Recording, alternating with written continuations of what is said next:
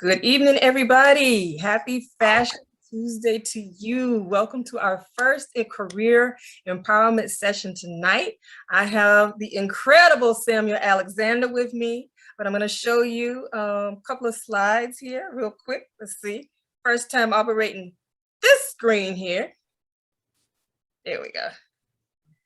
Just want to share with you tonight this incredible millionaire in New York, Lisa McFadden. As you can see, her designs are phenomenal. Summer is approaching, at least in New York, it seems like it's not, but summer is approaching. So be sure to visit her at lisamcfadden.com if you're looking for a hat. She's actually my millionaire as well. I want to tell you about a session that has just been added with fashion and merchandising. We're going to have Waquasia King Thomas. She is the director and buyer of day dresses at Macy's, and they have incredible sorority dresses that I just found out about. Because of the way the Zoom platform is set up, she's not listed in the schedule, so I want to make sure that you are aware. And then this gentleman here, the guru, we're going to get to talk to him tonight. Fashion technologist Samuel Alexander. You can see him on the screen. I'm going to stop sharing for a second and welcome, Mr. Alexander. How are you? Thank you, Carla, for having me here today. I'm looking forward to the presentation. Yeah, look, let me stop. Everybody who is listening, get ready. As TDJs can always say, just to tell you a little bit about Mr. Alexander, and I have to say, hopefully you can look at his bio in the profile, but Zoom is a little bit limited, so it doesn't do justice to really give a full view of his talents. But Mr. Alexander, as I keep calling him a guru, he is definitely a guru. He brings together expertise in both the fashion and the technology industries. He is the CEO and the founder of Concept to Consumption, which is C2C, Fashion and Technology LLC, which is based in Austin, Texas.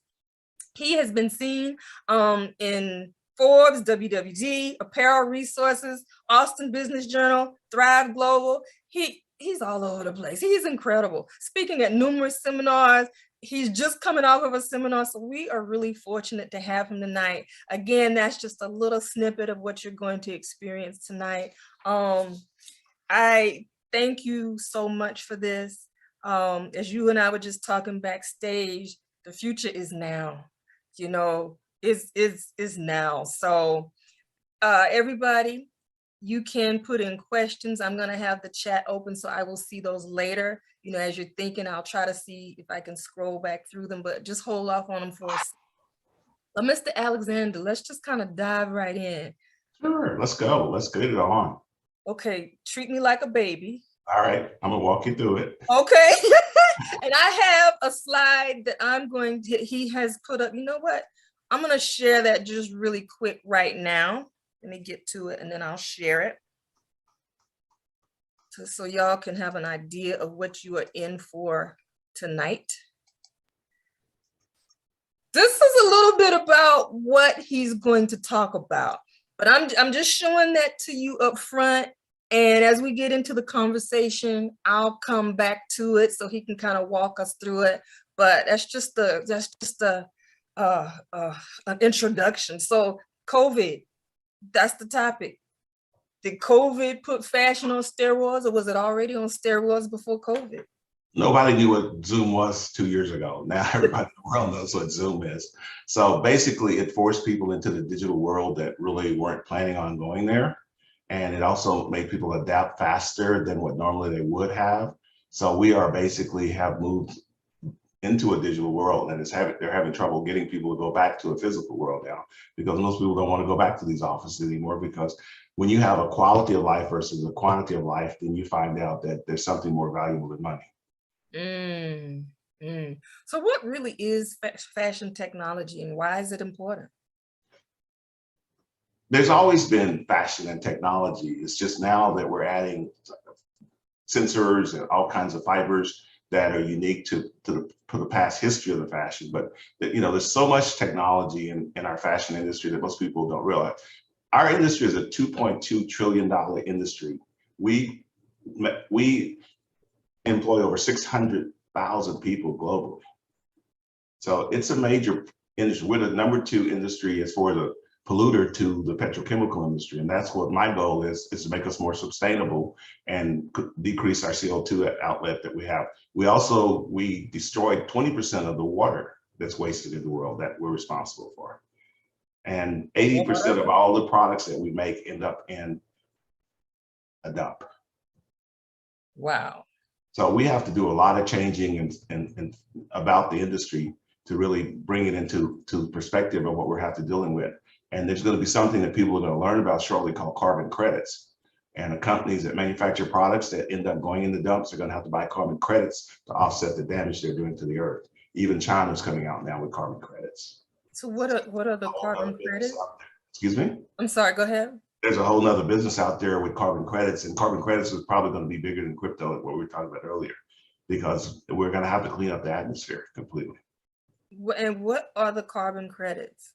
Like, for instance, if you plant trees, then the government will give you carbon credits for planting trees. Or if you plant products or come up with products that you can take the CO2 out of the atmosphere, then they'll give you credit for that. Then the companies like the oil companies and the fashion industry that's polluting, they'll have to buy carbon credits for all of the pollution that they're creating on the earth.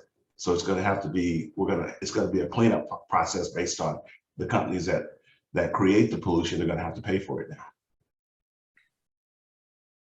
Yeah, treat me like a baby. So a fashion tech company and more so fashion, what are the components of a fashion tech company or a fashion company that is really operating in I will say tech savvy way? What we basically have done is we've moved into a digital world, and we are functioning there with everything from artificial intelligence, machine learning, and blockchain. The goal of everybody's future is IoT, the Internet of Things. Everything is going to be connected going forward. So there'll be very few things that won't be connected. So you don't have the silos anymore that used to be in businesses. And when you say connected, so give me an example. Bluetooth, Wi-Fi, everything will be connected. Even in your home, even the garments that you wear already, most of your wearables are already connected. And the key going forward for the fashion industry is wearables that will connected to the smart cities. The smart cities? Yep. Talk about that. Right now, we have products that have GPS built into them that does signaling for motorcycle riders. We have fibers that will cool and warm you depending on the temperature. They adjust to the temperature. We have fibers that can sense your personality and have your moods that you have and help you to adjust those. We have all types of fibers and sensors.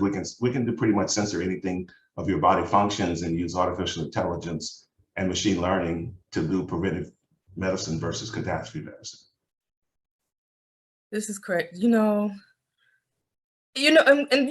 so I have to go back to a conversation we had a few weeks ago about sustainability. Mm-hmm. With these wearables, where does sustainability fit into that? I'm certified in circular economy, but I call it circular ecology. And what we're doing now is we're planning out the life cycle of a product from the actual fiber all the way through to when we recycle the fibers, because right now we're running out of raw materials with India and China consuming as much or more products than what we're consuming now. There's not enough raw materials to go around, especially when we're only working at an aggregate efficiency of usage of raw materials. The highest that we have in the world is Japan at 14%. I'm sorry, Japan's at 15%. Germany's at 14.5%, and we're at 14%. So we have a 80 to 85% usage of raw materials that we have to learn how to use those raw materials in a more efficient way. So that's going to be the goal of the world right now, is how to utilize these raw materials, because all you're hearing about now in the news is shortage of this, and we don't have enough of that. And so we're running out of raw materials already. So we've got to take these raw materials instead of putting them in dumps. I just heard this morning that England was harvesting gold from all the old electronics that have gold in them. And it was like tons of it that they were pulling out of old electronics. So there's all kinds of recycling going on now. Wow. Okay. I'm going to go to that slide, but before I do that, because most of the questions that I have all of the questions and more are on that slide, but metaverse, what is the metaverse and what is the hype around it? Okay, the metaverse, we've been through Web 1, which was basically your connectivity to the internet. Okay. Web 2 is when you became interactive. That's your your Facebook, your Twitter, and LinkedIn and all those companies. Now we're about to go to Web3. Web3 will be built on the blockchain with decentralized apps, not on servers. So Amazon and Google and Azure, that's going to move to the blockchain as far as the decentralized apps. The difference in Web3 is you'll own your data instead of Facebook owning your data. When you say own our data. Yeah. And so what you're talking about now, the hype that's going on with the metaverse, is a lot of the gamers have already been working on some of the technologies for Web3, but they're not there yet. And you won't see Web3 coming in until it's going to either be Ethereum, Polkadot, or Cardano that are going to launch the first Web3 programs. And those are decentralized finance programs. And that's when you're going to really see Web3 come into existence. And that'll be totally built on top of the blockchain with decentralized apps. And we're having to use some of the Web3 processing because our processing speed is not fast enough on the blockchain and the gas fees are very high.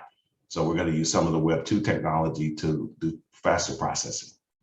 So you told me to slow down. I get crazy with this sometimes. I love it. Look, and anybody have go ahead and put them in the chat. So when you're talking about the speed, like the Web2 and the Web3, are we thinking like, yeah, so somebody's saying, what are the Web3? Yeah, she said, what are the Web3s again? But then are you thinking, like my mind goes to 5G versus 4G? Is that how you're talking? No, the process, we're all moving to 5 and 6G here shortly. So the 5G basically just gives you the speed up and down. We're talking about the time it takes to actually, you hear about data mining on the blockchain. Okay, that is what costs the gas fees. That's what we have to pay. They call it gas fees. So that's your gas fees. Your processing speed on the blockchain is very slow compared to Web 2. So we're going to use some of the Web 2 technology as layer 2 technology for transactions. Then those transactions will be implemented into the blockchain with the speed that it takes to do that. So that's going to be the variable that's of the transition, is using some of the Web 2. Web 2 is your Facebook, your Twitter, your LinkedIn, those guys. Now we're getting ready to go into immersive technology where you'll be able to actually become a part of the digital world, and you'll have an avatar and you'll be able to function with other avatars within the digital world. So I can have so like, okay, I'm a baby. Okay. So I'm a tech baby. I know I have an avatar on Facebook, but you're meaning an avatar? A full functional working speaking avatar. That looks like me. It looks similar to you, yes. How much is that going to cost me? There's zero margin of cost in most of the products that we're creating right now. Really? That's why technology is taking over. Right. And it's also gives you the ability to have a global presence at the punch of a button. So now, okay, I grew up with the Jetsons. Mm-hmm. Oh, the Jetsons. The Jetsons are like this, what's that guy, Pebbles and the Flintstones. The Jetsons, like the Flintstones in the world that we're moving into right now. So Star Trek. So can I literally later in life punch a button and show up in Europe? We have a HoloLens that I can put you anywhere in the world, and you can interact with anybody in the world where we put you in the room at. And we have that. It creates a hologram of you, and you can actually immerse yourself within the environment and interact with it. That was one of the questions that you were going to get to later, but that's the answer, is that the next generation that is moving is to the HoloLens. I'm moving too fast. Let me slow down. Because, but it's at the same time, I'm thinking, I remember Oprah Winfrey had a conversation around the Billie Holiday movie with Andra Day. And at the beginning of the conversation, she said, I just want to let you know, I think Andrew was in Hawaii, but on screen, she looked as if she was really sitting in front of Oprah, but she was literally in some other country, and Oprah was conducting this interview, and it looked as though she was sitting in this chair, right? I mean, she would move, and I'm thinking, oh my gosh, are you kidding me? So I can literally do that one day. And now there's a lot of those things that you can do in virtual reality now, but what we're moving to is XR, and XR is a combination of VR, AR, and MR. And then you can be immersed within that technology with the HoloLens, because we can project your actual presence into any environment anywhere in the world. All right, let me go back and share this slide so we can talk a little bit more. So the NFTs, talk to us about, or do you just kind of want to, no, I'm gonna, NFTs, which is listed here. Talk to us about the NFTs, non-fungible tokens, what they are, how do we get them, how do they matter in fashion? Okay, you've got to really go past the NFTs and go into the different types of tokens. In crypto financing, which will be Web3, you'll have a payment token, a utility token, a security token, and a non-fungible token, which is your NFT. The payment token are coins that, that serve as a medium exchange. That's like your Bitcoin. Then you have a utility token that are tokens that give the holder access to blockchain-based products and services. And then you have a security token that will take your identity and hide it from anyone on the internet. And you'll be able to have identity, but they won't have your credit card numbers and your driver's license, social security number. It'll be just identification that you are who you are. And then the non-fungible tokens is a digital representative of something that is in the real world. A digital representation of something that is in the real world. Right. It's and something that has been created in the digital world. So it's a specific asset, and it has no standard values right now, but by creating scarcity, it creates value. Mm-hmm. So take me down another level. Give me an example of an NFT? NFT would be like a design that someone designed as a designer that could be turned into an NFT in digital and a physical form, 2D or 3D form. And then they could do like when your mother used to go to the store and buy patterns, they can sell their designs as patterns for the digital world that's being created with the Made to Measure. What? Okay, so how can we get it? That's the next generation of technology for the Web3, the non-fungible tokens. And that's what everybody's talking about now, but it's only until we come out with Web3, until one of the 4 companies that I spoke about earlier releases Web3, which will be probably Ethereum. And then you're going to see all things get crazy for everybody in the world, because that's going to really bring out the complete Web3 technology. Okay. We've talked about the avatars. I'm going to get myself an avatar. I'm looking forward to that. Chatbots. What are the chatbots? Chatbots are robots that are digital robots. Okay.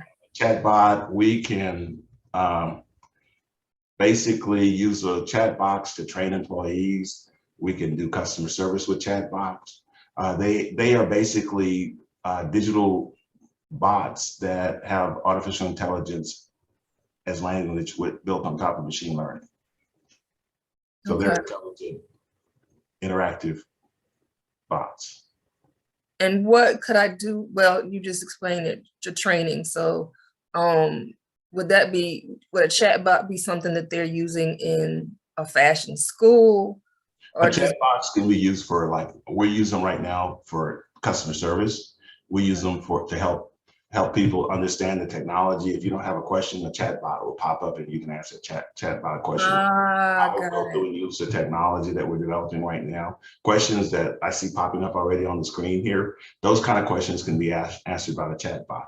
And what happens is we can program the bots to answer specific questions, but as you ask them questions, then machine learning gives them the ability to learn how to answer those questions based on the people's behaviors that are answering the questions.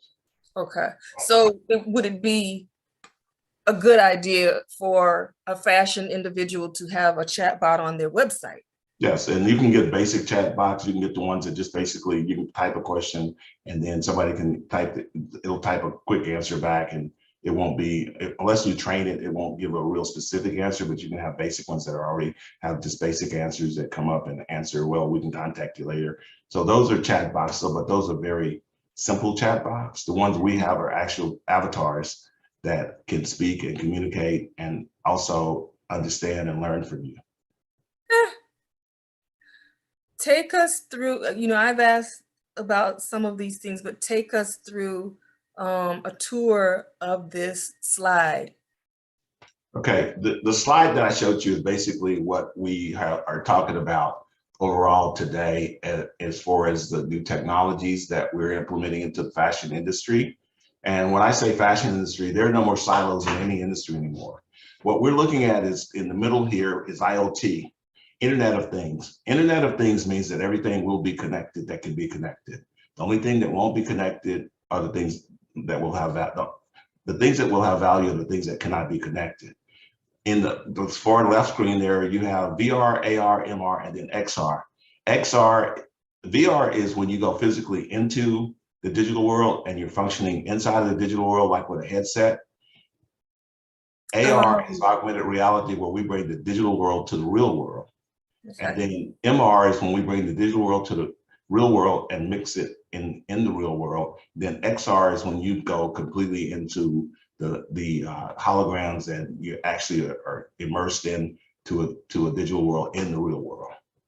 So an example, like, so the XR is the situation I was talking about with Oprah and Andra Day. Is that correct? Right, that's XR.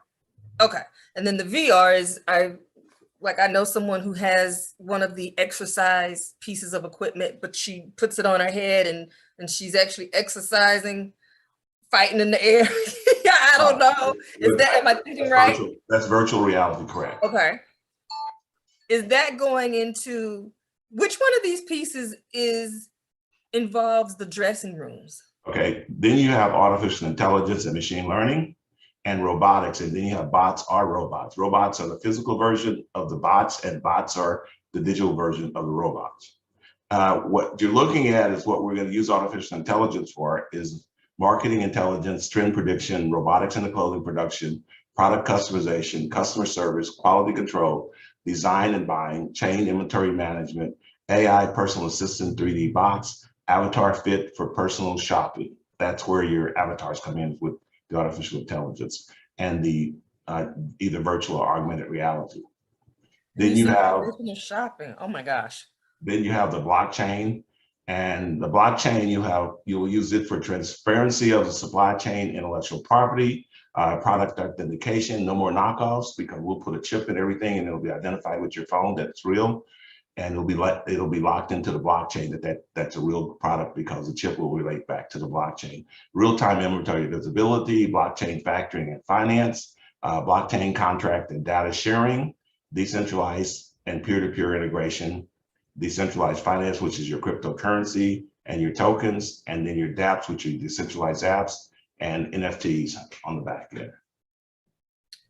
The Internet of Things will connect everything, blockchain will democratize everything, and AI will solve all of our problems.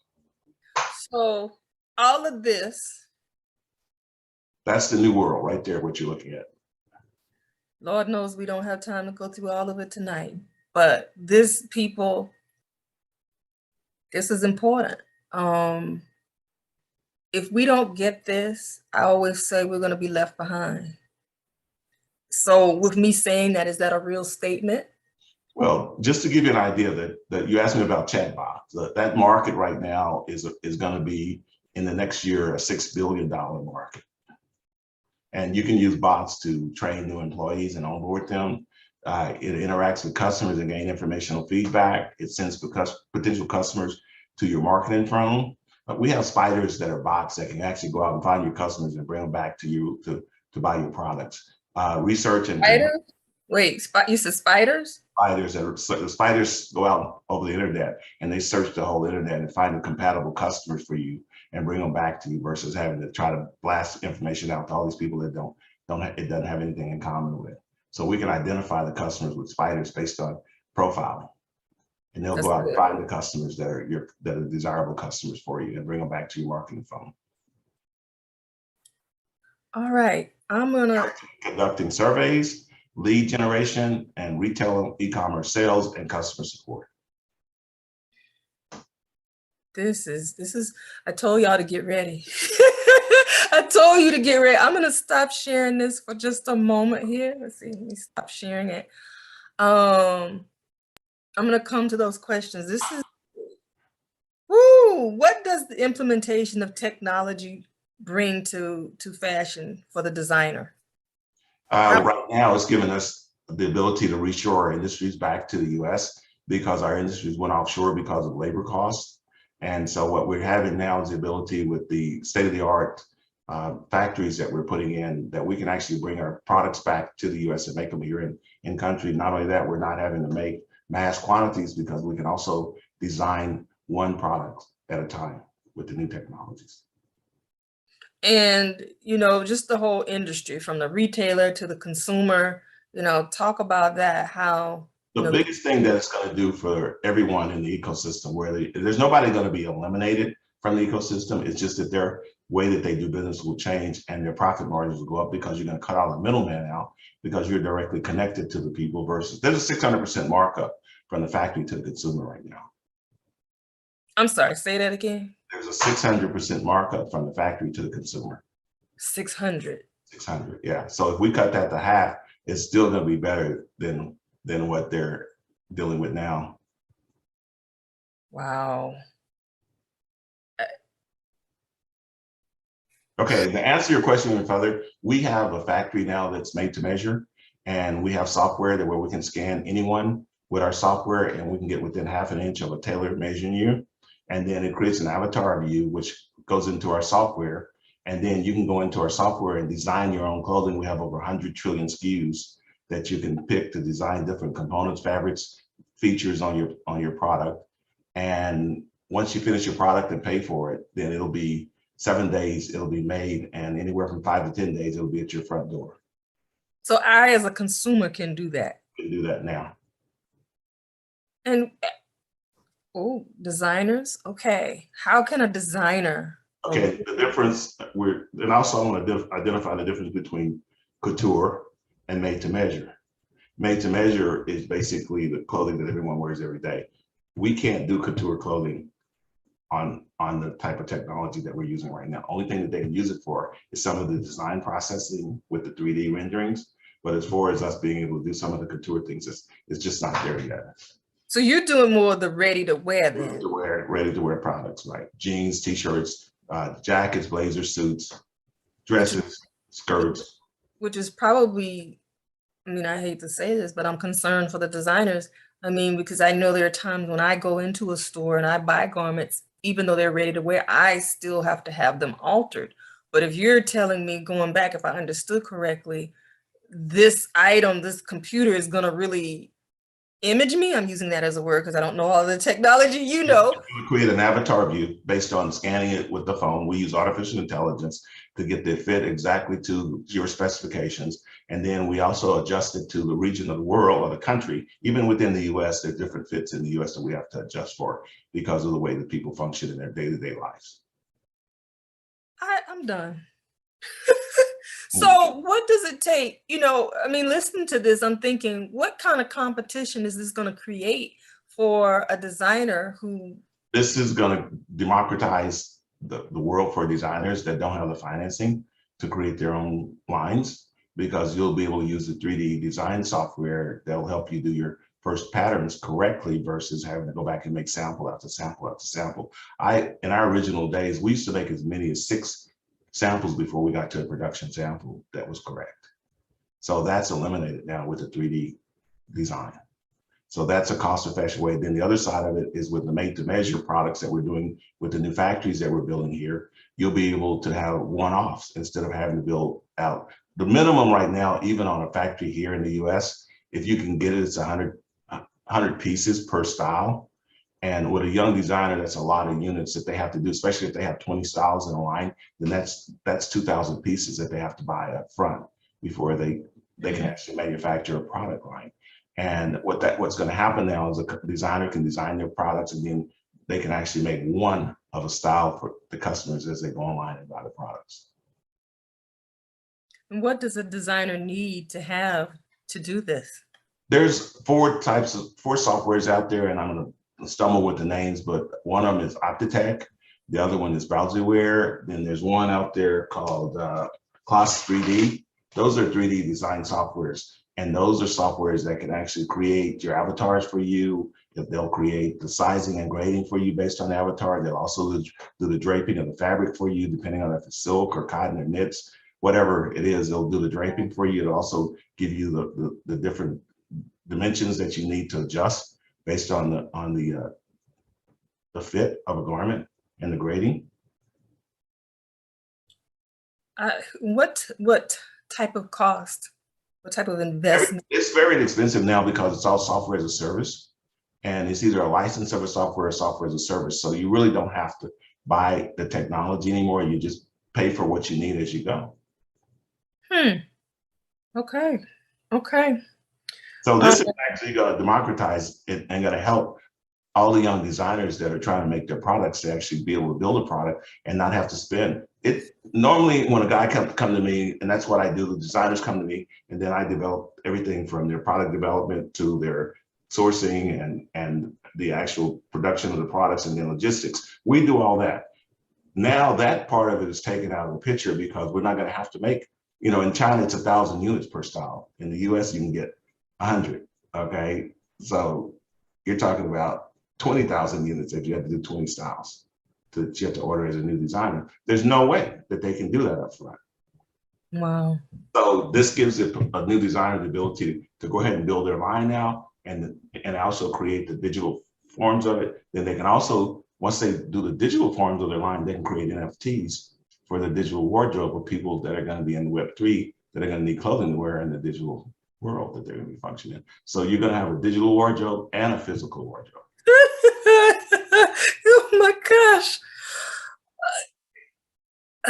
Yeah, because I know with Facebook, you know, the little avatar, you choose the outfits that you want to put on it and the hairstyle.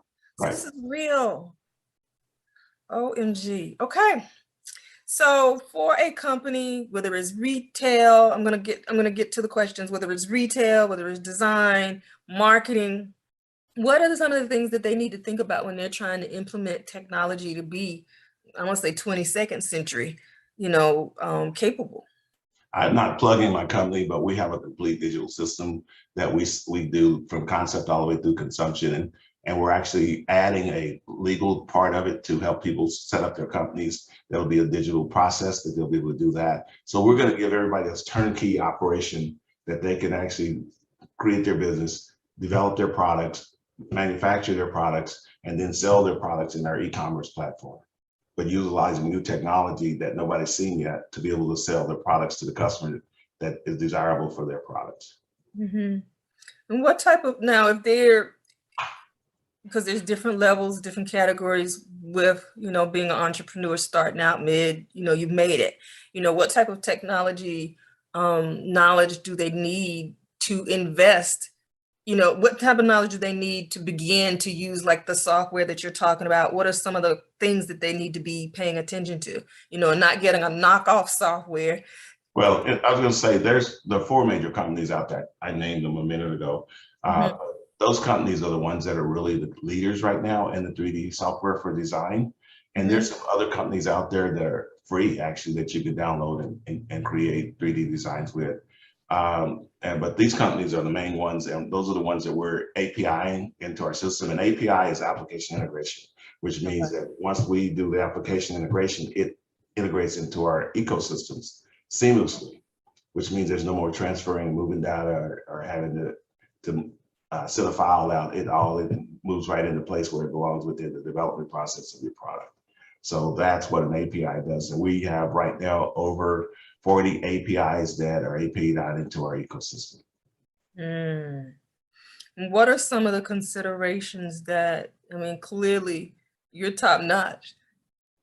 What are some of the considerations that entrepreneurs need to think about when they're hiring a company? Whether it's your company, which hopefully it will be, or any other. There's a lot of companies out there that are giving you a piece of the technology. And you know, API into any of the main technology. So that's going to create more work for you and then also more cost for you when you have to integrate those processes. You got to look for a company that's seamlessly integrating all APIs. We even have Slack and Calendly and all the other companies API in. So those project management software is built into our system and they integrate seamlessly. Yeah, you mentioned Calendly. I love Calendly is my friend. That's on your dashboard within our intranet system. We have an intranet on the backside that is have invite only because we don't want a bunch of people in there that are not going to be doing what we want them to do within the industry. So you have to be approved to get in, but that gives you a dashboard of all, and you can customize your dashboard with the tools that you need to work with every day. And then you'll be able to run your business globally from a handheld device. What type of investment would they be looking at? Our technology goes anywhere from $5,000 to $10,000 a year. Okay. But then that's a one-time upfront, and then you're set. Well, that's what it goes per year, but that's what just the cost is. But if you had to go out and develop the technology that we're offering you, it would cost you millions and millions of dollars to even come close to what we're giving you for $5,000 to $10,000. But the other side of that is you're eliminating having to have a lot of employees, and you also have access to a complete network of people that you'll be able to use as contractors. Right. To be able to work on the projects and manage those projects with technology versus having to watch somebody all the time. Right. And then that's that's your staff right there. That's your staff. You just eliminated hundreds of thousands of dollars worth of overhead by having technology that's only going to cost you at the max $10,000 a year. What are some of the careers that are available as someone in fashion in technology? Basically, there's going to be all kinds of designers that are designing avatars. There's that type of product. Designers that are designing digital clothing. There's going to be customer service type people that will handle the customer service. There's your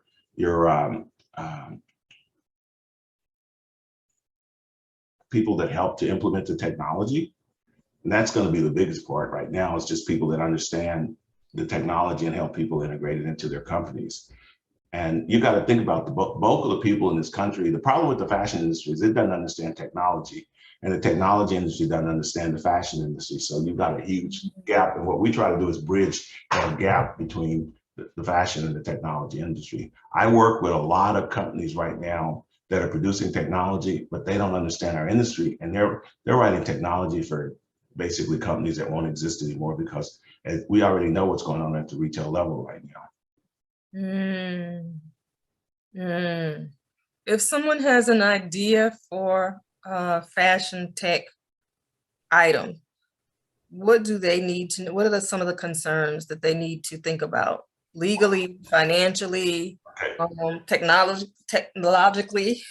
Well, number one, you need to start out with a company that can give you a turnkey ability to produce that product and have it tested. And then if you need FDA approval, we have the ability to get it fast-tracked through the FDA because we work with people that specialize in that. And then you've got to have it tested. I mean, in a lot of the products right now, most of the fashion industry don't test even their fabrics for color fastness and that. So you can have all kinds of issues with bleeding on the fabrics on the people's skins. There's all kinds of things that you could be sued for right now. And a lot of people are just looking to sue somebody now. Right. Okay, I'm gonna take a few questions. I tell you, we need a seminar with this, but we'll have to talk about that later. Can NFTs be used to protect designers against having their designs stolen?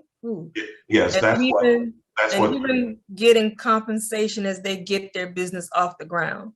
That's what I was saying earlier. Your designs will be turned on the blockchain into NFTs, and those can then be sold back to people they can be software as a service where people could pay a royalty to use it and a design. And a lot of the technology that's out there for made to measure will be utilizing a lot of the designers' designs. So you can do, like I was telling you earlier, like your mother used to go get a pattern from the store. Yeah. Now you'll have a digital pattern that you can buy online and have it made up in whatever fabric product that you want it made up in. So you'll be compensated as a royalty for your patterns versus put in a drawer and never be used again, which is what happens to a lot of the designs out there. That's a better option. You make money while you're sleeping. You get royalty continuously until it dies. Yes, and then your family can get it. Everybody, yeah, it just keeps coming. Better deal. Okay. Go ahead. The NFTs, you have that opportunity of doing a digital NFT for your product design or a physical product, which we could then put an RFID chip in the physical product, which links it back to your NFT design. So basically there's a deal called Sahara Buro. It's out of Japan. And we're taking denims right now, and people can send us their jeans that they've had for years, and we'll turn it into a new process of adding patches and all types of stitching to the jeans, and it becomes a piece of art. So then we can register it with an RFID and then turn it into an NFT, a digital product, and they can wear it or sell it on as a digital product online, or wear it as an avatar. And then they can also physically have it in the physical world. And the older it gets, the better it gets. So your value goes up in that product versus having to throw it in the dump and throw it away. And right now, people are looking for uniqueness. They don't want to look like anybody else. They don't want to be clones anymore. And there's an anti-fashion deal going on. That's why you see these girls walking around with the torn out legs on their jeans and everything. That's a statement saying we don't want to be fashion anymore. We're going anti-fashion. So you're going to see a lot of trends of uniqueness. People are going to be like in the 60s and 70s when the hippies were around and everybody created their own style. That's what's happening right now in the fashion industry. And you mentioned RF. You see, turn it into RF. I think RF. No, you can incorporate an RFID chip in the product, which identifies it with the NFT. It'll link it back to the blockchain with the NFT as the same product. So RFI is a chip. Okay. RFID, it's a chip. RFID. It's a radio frequency interfacing chip that you can scan it with your phone or whatever, and it'll show it that it's in the product.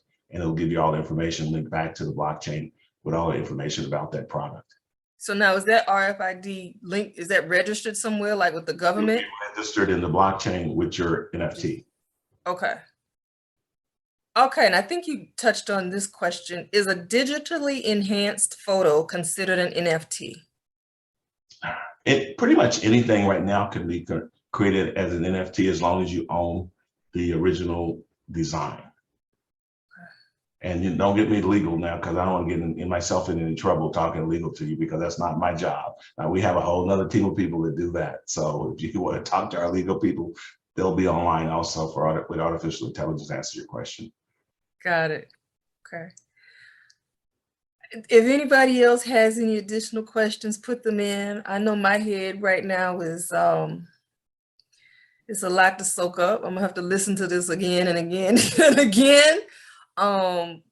This has been great info. I'm just like, whoa. What do you believe?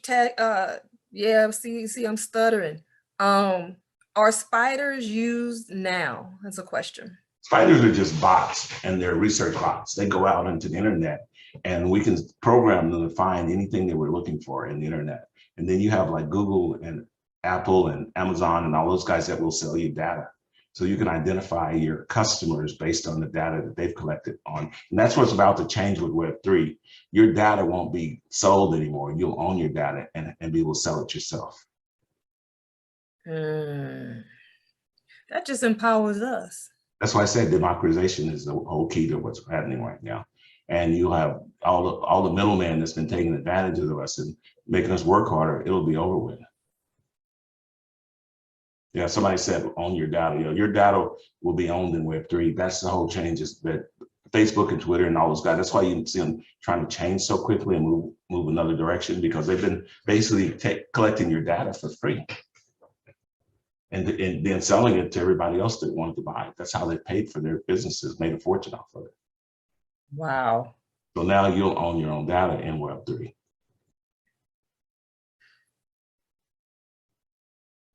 This is a good thing. What do you think?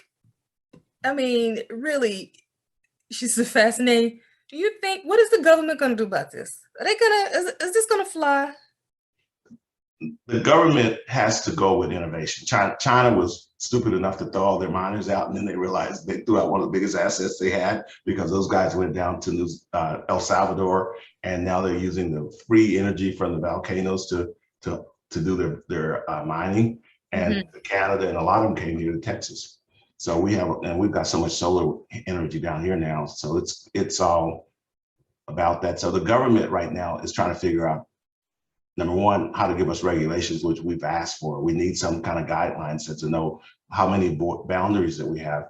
And basically the first phase of it that they gave us last month was that they're giving us protectionism for the consumer. And that was the main thing that needed to be done to start out with. So there's going to be some more laws come, but we need laws to be able to tell us, because it's a wild, wild west right now.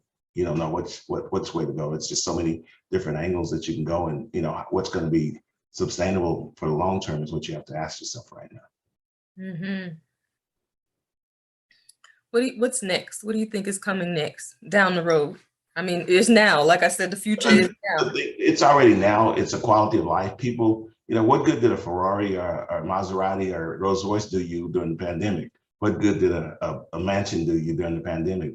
I mean, you were basically like everyone else. And what we're going to see happen is with the shortages of products that we're going to have because of the logistics problem we have and also the inflation that we're running into, you're going to see people change their whole way of living up completely. And you're going to see people become more sustainable just because of the cost of what it's going to cost them to live the way that they're trying to live right now.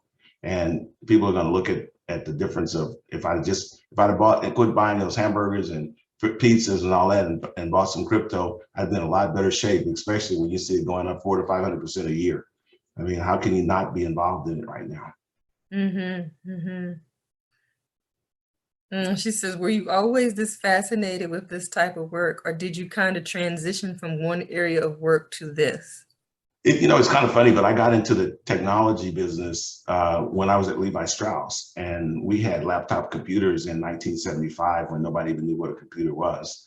And we could connect to our mainframe and do communication, move orders back and forth and check inventories and deliveries of our orders with a laptop that was in 1975, which was probably before most of the people when they were born, but nobody had that technology. So I was introduced to technology at Levi Strauss, and I minored in computer science. But when I was in college, they had punch cards for computers back then. So yeah, look, I'm in that generation. I understand. I can still remember having to do accounting with doing the numbers in your head, and we didn't have calculator. Calculator was a extreme thing. It was a $200 piece of device, but that was a lot of money back when I was in college. Someone is asking, didn't Levi do the first 3D imaging? Not really. The 3D imaging, a lot of it came from the gaming industry, and then Disney and Pulsar and all those guys were really some of the first that really developed 3D imaging. As far as the software now, it's like every day out there now. We can do 3D. I mean, I even have a 3D photography studio here where we can create 3D models here in the studio. So it used to be very difficult, but it's very easy now. She says she means in apparel. Oh, in apparel? I don't think they were the first. I'm not sure, so don't quote me on that. Mm-hmm. But there's a ton of companies out there now that are creating 3D imaging and 3D technology. Yeah, I mean, I've seen the dressing room, the imaging where you can try it on virtually now. Mm-hmm. I told you I have it sitting right here in my office. We've had that for 6 years. See, I'm so behind. Yeah, we've had that. And right now what we're moving to is a new sensor that creates a hologram so that we can I can put a concert on in your room with any famous person that you want, and they can be in your room with a hologram. And see, I'm banning you right now.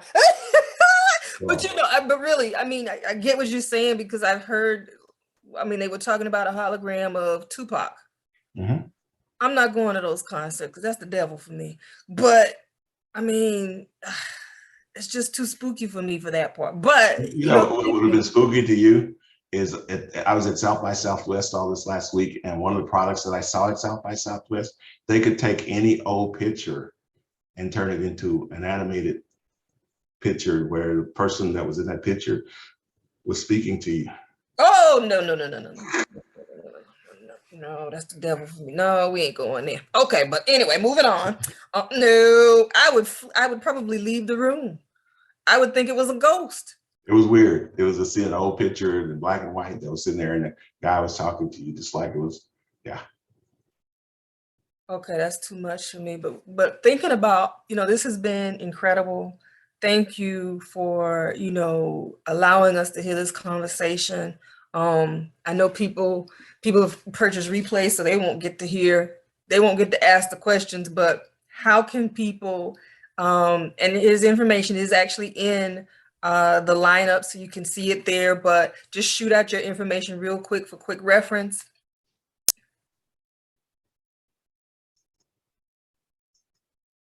Look at Mr. Technology.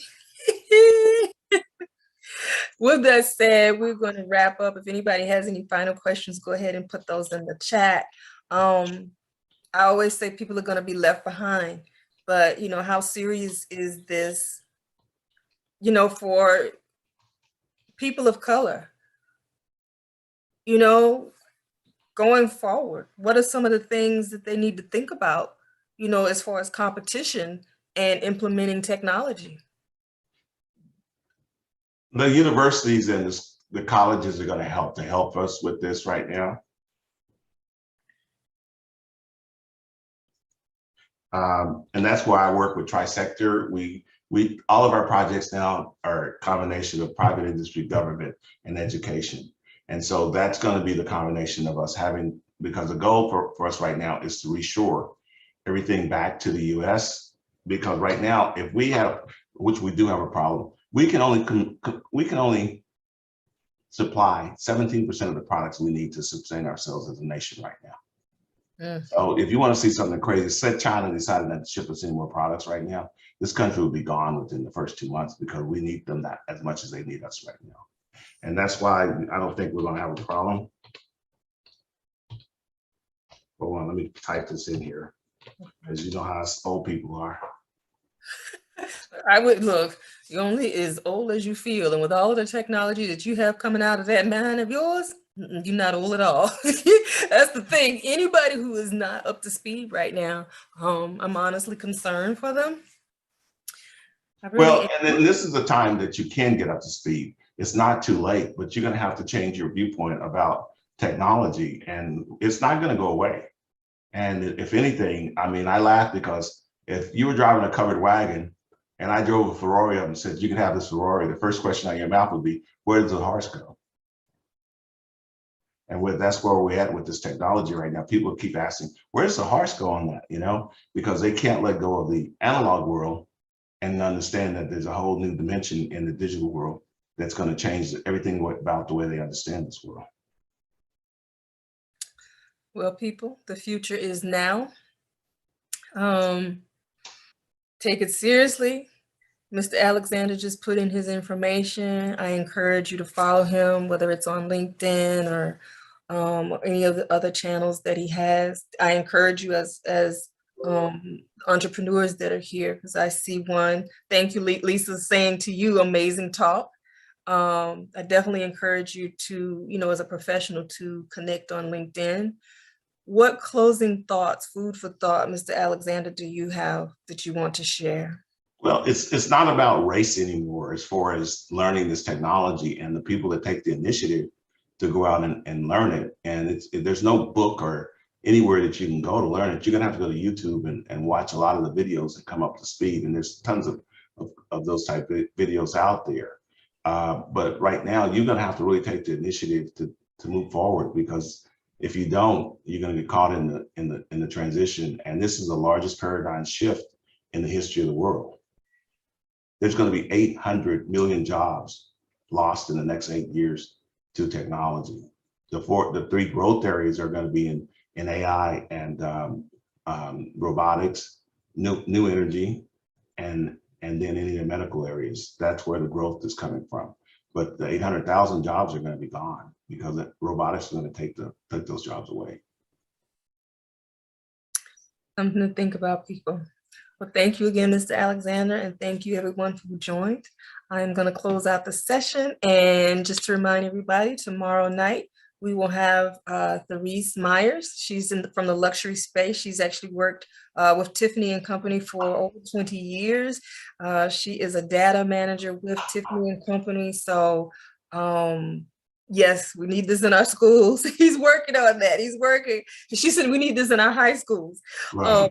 Yeah. So we have it in our schools here, and also we've already created in one of the middle schools here. So we have a middle school program. We've got 200 kids in our one incubator here for high school, and then we just have 20 designers in our incubation, 20 new designers that we're incubating at the junior college level. That's nice. Yeah. So we're building it, and our goal is to make Austin the capital of fashion, and because it was in New York and Milan. And we have an opportunity to take the digital route and turn it into the capital of fashion here in Austin, Texas. All right. So y'all know, so now we know what's coming next. Awesome. Well, everybody, I am going to say good night. Good night, Mr. Alexander, and thank you.